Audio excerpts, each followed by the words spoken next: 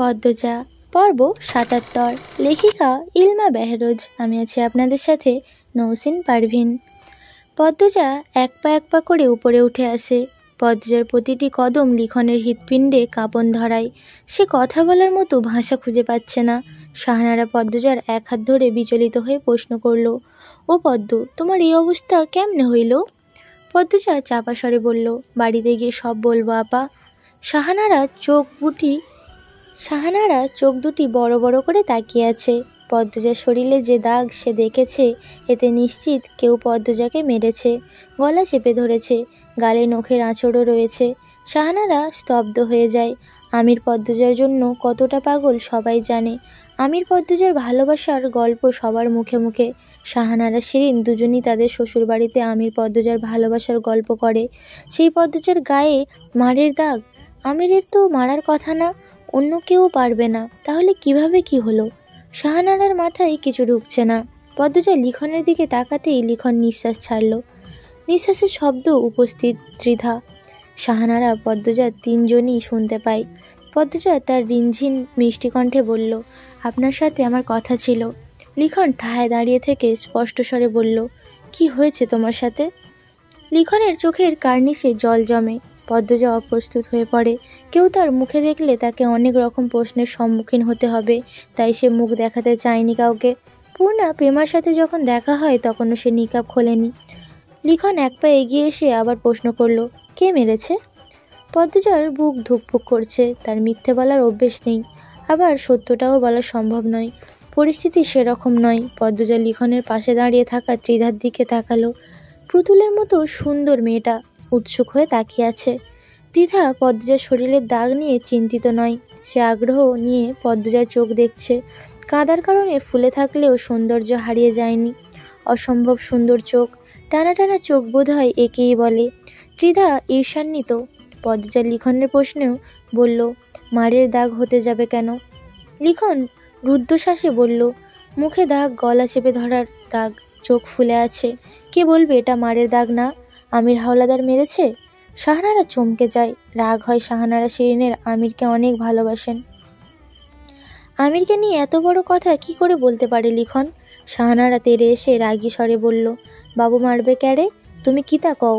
পদ্মজা দ্রুত লিখনকে বলল, সব বলবো। আপনার সাথে আমার গুরুত্বপূর্ণ কথা আছে। আপনার সাহায্য প্রয়োজন আমার। অনুগ্রহ করে শুনুন।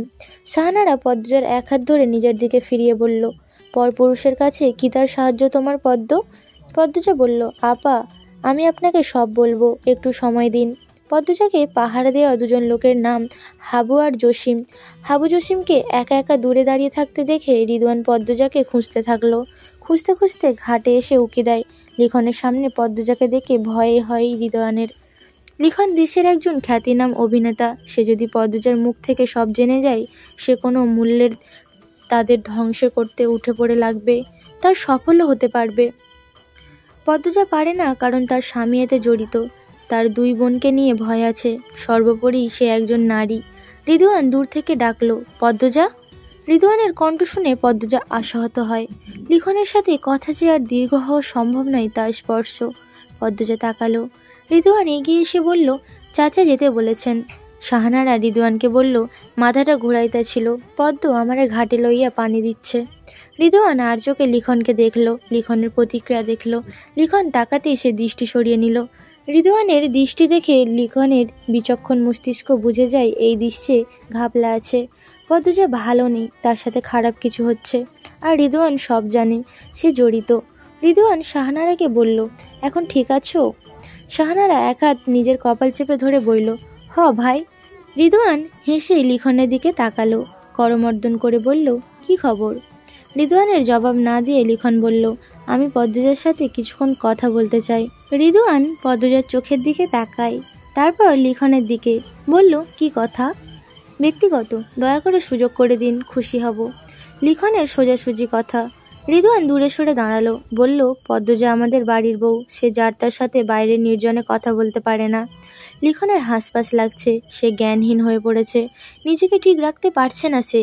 মন বারবার বলছে পদ্মজা ভালো নেই। সত্যিই তো ভালো নেই। লিখন বলল, পদ্মজা আমাকে কিছু বলতে চায়।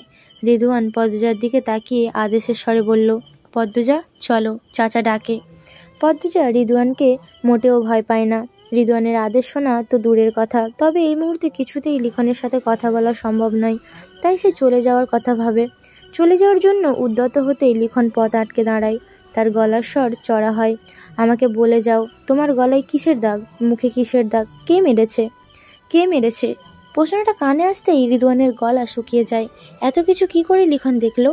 পদ্মজা দেখিয়েছে? এভাবে বাইরের পুরুষ মানুষকে নিজের গলা দেখিয়েছে? রিদওয়ান আর আসল রূপ ভাষা নিয়ন্ত্রণ করতে পারল না।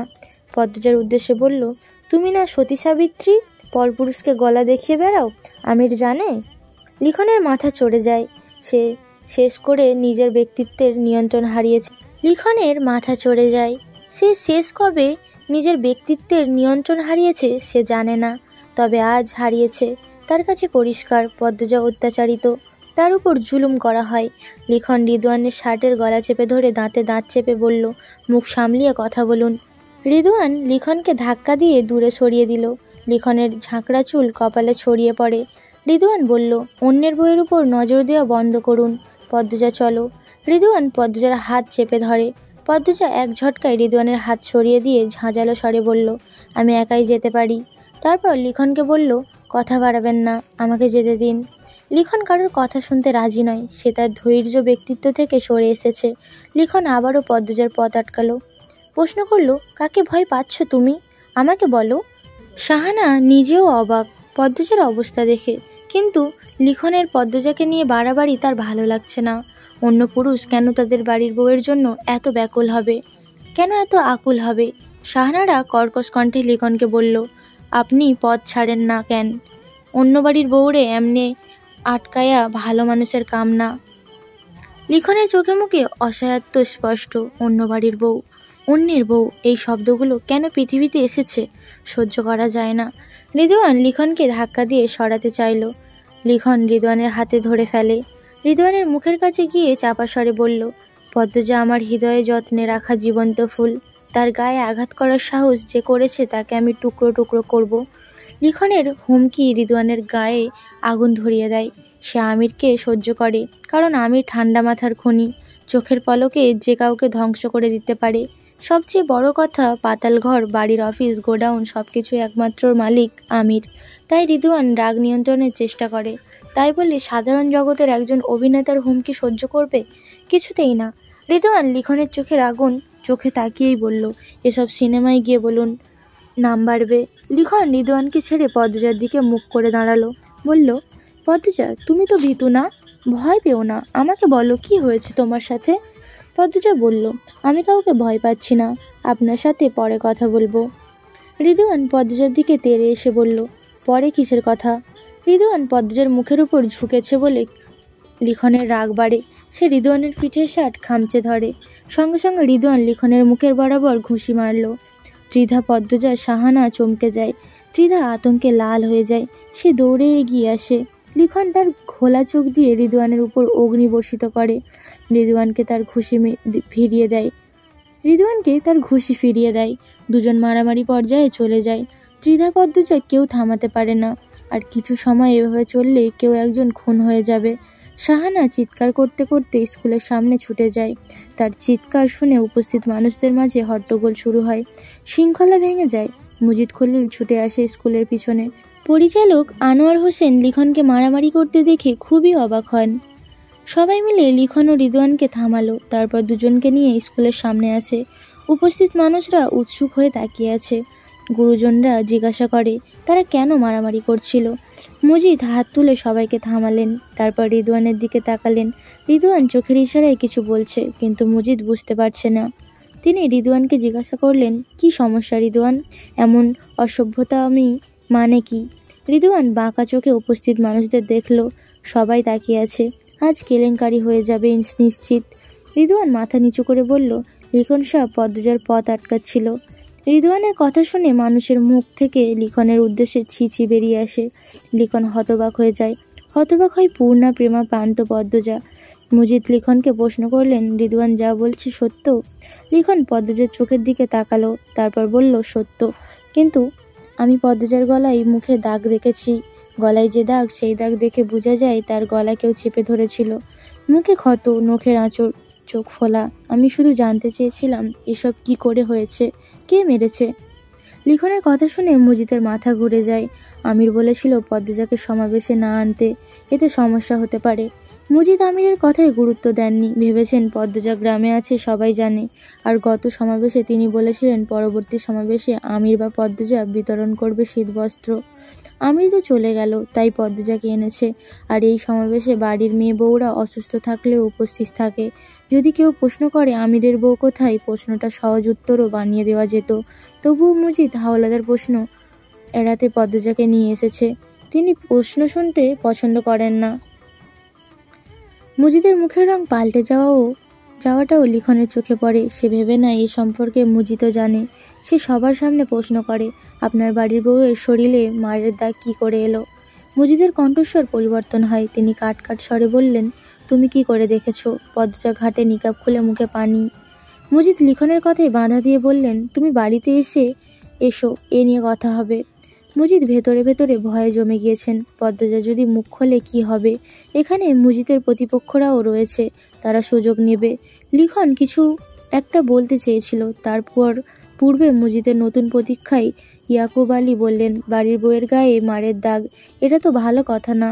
মাতব্বর কি ছেলের বউয়ের উপর অত্যাচার করে? মজিদ ফোঁস করে নিঃশ্বাস ছাড়েন। পরিস্থিতি হাতের বাইরে চলে গিয়েছে। যে করেই হোক পরিস্থিতি হাতে আনতে হবে। মজিদ ইয়াকুব আলীকে হেসে বললেন, অহেতুক কথা বলবেন না। আমাদের বাড়িতে বউরা রানীর মতো থাকে, গায়ে হাত তোলার প্রশ্নই আসে না। কথা বলার পূর্বে বিবেচনা করে বলবেন। ইয়াকুব আলী হাসলেন, বললেন, তাহলে কি নায়ক সাহেব মিথ্যা বলছেন? ইয়াকুব আলীর সাথে আরও দুজন তাল মিলিয়ে বলল, আমরা সত্যটা জানতে চাই। হাওলাদারের অবস্থায় দরজায় চিপায় পড়ার মতো। পদ্মজা তাদের অবস্থা দেখে মুচকি হাসে। পদ্মজার শরীরে মারের দাগ আছে এ কথা শুনে পূর্ণা মানুষজনের মাঝখানে থেকে বেরিয়ে উঁচু মাটির ঢিবার উপর উঠল। পদ্মজার শরীরে মারের দাগ আছে এ কথা শুনে পূর্ণা মানুষজনের মাঝখান থেকে বেরিয়ে উঁচু মাটির ঢিলার উপর উঠল। পদ্মজার পাশ ঘেঁষে দাঁড়ালো, বলল, আপা, লিখন ভাই কি বলছে? পদ্মজা নিরুত্তর। খলিল উত্তেজিত হয়ে পড়েছে, সব না সবাই জেনে যায়। আতঙ্কে তিনি সবার উদ্দেশ্যে বললেন, লিখন শাহ মিছা কথা কইতাছে। খলিলের কথা শুনে মজিদের ইচ্ছে হয় খলিলকে জুতা দিয়ে পিটাতে। লিখন বলল, এইটুকুও মিথ্যা না, দাগগুলো এখনও তাজা। পদ্মজা তো সামনেই আছে। একজন বয়স্ক মহিলা বললেন, পদ্মমার নিকাবটা সরাইলে হাঁচা মিছা জানা যাইব। মজিদ জানতেই কেউ এরকম কিছুই বলবে। এখন প্রমাণিত হয়ে যাবে খলিল মিথ্যা বলেছে। মজিদের ভেতরটা থরথর করে কাঁপছে। তিনি কি করবেন, কি বলবেন বুঝতে পারছেন না। পদ্মজা চেয়েছিল অন্যভাবে এই অধ্যায়ের সমাপ্তি করতে। যেহেতু সবার সম্মুখে সব প্রকাশ করার সুযোগ এসেছে, সেহেতু উচিত সব ফাঁস করে দেওয়া। এতে সব শুনে কেউ না কেউ মেয়েগুলোকে উদ্ধার করতে পদক্ষেপ নিতে পারে। সে পুরো নিকাব না খুলে শুধু মুখটা উন্মুক্ত করলো। তার মুখের স্পষ্ট কালচিটে দাগগুলো দেখে মানুষজনের কোলাহল বেড়ে যায়। সবাই ফিসফিসে কথা বলতে থাকে। পূর্ণা পদ্মজার গালের একটা ক্ষত দেখেছে। শুনেছিল তো দুর্ঘটনায় এমন হয়েছে। নখ ডেবে যাওয়ার দুটো দাগ আর চোখের অবস্থা দেখে তার বুক ছ্যাদ করে ওঠে। সে পদ্মজার সামনে এসে দাঁড়ায়। নিকাব তুলে গলা দেখে চমকে যায়। অশ্রুজ্জ্বল চোখে পদ্মজার দিকে তাকিয়ে অবাক হয়ে ডাকে, আপা। ইয়াকুব আলী খুব অবাক হয়েছেন। এরকম ভান করে বললেন, মেয়েটার কি অবস্থা? মাতব্বর এভাবেই কি বউদের রানী করে রাখেন? মজিদের বুকের ব্যথা বাড়ে, এক পা পিছিয়ে যান। কি হচ্ছে এসব? রিদওয়ান জিভ দিয়ে ঠোঁট ভেজায়। সে পদ্মজার ভাব দেখে ধারণা করছে পদ্মজা এক্ষুনি সব বলে দিবে। আর সব শোনার পর এত মানুষের সাথে তাদের পেরে ওঠা সম্ভব নয়। রিদওয়ান ঢোক গিলে আচমকা বলে উঠল, আমির মেরেছে। এমনি এমনি মারেনি। পদ্মজার লিখন শাহর সাথে 6 বছর আগে সম্পর্ক হয়েছিল। বিয়ের পরও লুকিয়ে ঢাকা অবৈধ মেলামেশা করে গিয়েছে। আমির কয়দিন আগে হাতে নাতে ধরেছে, আর তাই মেরেছে। রিদওয়ানের কথা শুনে পদ্মজা ও লিখনের মাথায় যেন বাজ পড়ে। মজিদের চোখ দুটি জ্বলজ্বল করে ওঠে। রিদওয়ান বাঁচার পথ খুঁজে দিয়েছেন। মানুষজনের কোলাহল দ্বিগুণ হয়। মজিদ কখনো ভাবেননি তার পরিবার নিয়ে আবারও এমন সভা হবে। যা হওয়ার হয়ে গিয়েছে। পদ্মজার সম্মান উৎসর্গ করে হলেও তাদের সম্মান রক্ষা করতে হবে। লিখন ক্রোধে আক্রোশে রিদওয়ানের উপর ঝাঁপিয়ে পড়ে। হাবু, জসিম সহ আরও কয়েকজন লিখনকে আটকায়। লিখন চেঁচিয়ে বলল, মিথ্যেবাদী। কেউ একজন বলল, মাতব্বর সাহেব সত্যিটা খুলে বলেন।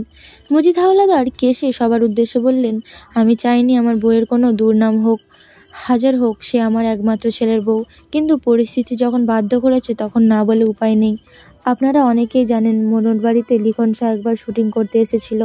তখন পদ্মজা আর লিখন শাহর মধ্যে একটা সম্পর্ক গড়ে ওঠে। তারপর আমার ছেলে আমিরের সাথে পদ্মজার বিয়ে হয়। আমির পদ্মজাকে নিয়ে ঢাকা চলে যায়। ঢাকায় লিখন শাহর সাথে পদ্মজার অবৈধ সম্পর্ক চলতে থাকে। আমার বোকা ছেলে কখনো ধরতে পারেনি। গ্রামে আসার পর লিখন শাহ 2 বার আমাদের বাড়িতে গিয়েছিল। প্রমাণ আছে, কিন্তু অনেকেই দেখেছেন। দেখেছেন তো? কয়েকজন বলাবলি করলো তারা দেখেছে। মজিদ বললেন, লিখন শাহ কিন্তু পদ্মজার জন্য যেত। একদিন রাতেও যায়। তখন আমির হাতে নাতে ধরে দুজনকে। তাই আমির পদ্মজার গায়ের উপর হাত তোলে, রাগে একটু মারও দেয়। এতে কি কোনো দোষ হয়ে গিয়েছে আমার ছেলের? পদ্মজা ক্ষুধার্ত বাঘিনীর মতো চিৎকার করে ওঠে, মিথ্যা কথা, আপনি বানিয়ে কুৎসা রটাচ্ছেন। মজিদ হাওলাদার বুক ভরা নিঃশ্বাস নেন। তিনি জানেন এই গ্রামবাসী তাকে কতটা বিশ্বাস করে। আর লিখনকে অনেকেই বাড়িতে যেতে দেখেছে। পদ্মজার নামে একবার সালিশি বসেছিল, যদিও সেটা তার ছেলের সাথে। তবে মেয়ে নির্দোষ হলেও তার একবারের বদলাম সারা জীবন রয়ে যায়।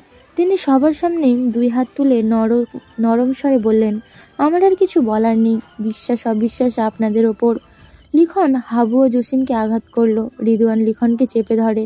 রিদওয়ানের ইশারায় আরও কয়েকজন লিখনকে জাপটে ধরে। পরিচালক আনোয়ার হোসেন মাথা নিচু করে ফেলেন। মজিদ হাওলাদারের মিথ্যা বলবেন না, তিনি মহৎ মানুষ। লিখন একটা মেয়ের জন্য পাগল, সেটাও তিনি জানতেন। মজিদের কথায় অবিশ্বাস করার কারণ নেই। তবে তিনি লিখনকে সৎ চরিত্রের ছেলে ভাবতেন। মুহূর্তে পরিস্থিতি পাল্টে যায়। দ্বিতীয়বারের মতো পদ্মজার চরিত্রে ছি ছি ধিৎকার ছুঁড়ে মারে গ্রামবাসী। কেউ যেন গায়ে হাত না দিতে পারে। আত্মরক্ষার জন্য পদ্মজা কোমরে ছুরি খুঁজল। ছুরি নেই। সে অসহায় হয়ে পড়ে। চিৎকার করে সবার উদ্দেশ্যে বলল, সবাই আমার কথা শুনুন। কেউ পদ্মজার কথা শুনল না। সবার চেঁচামেচিতে তার গলার স্বর কারোর কানেই যায় না। মজিদ হাওলাদারকে তারা অন্ধের মতো বিশ্বাস করে। নিয়তি পদ্মজার সম্মানে দ্বিতীয়বারের মতো আঘাত হানে। এই পর্যন্তই ছিল আমি পদ্মজা পর্ব 77। পরবর্তী পর্বগুলো শোনার জন্য চ্যানেলেই চোখ রাখুন। সবাই ভালো থাকবেন, সুস্থ থাকবেন।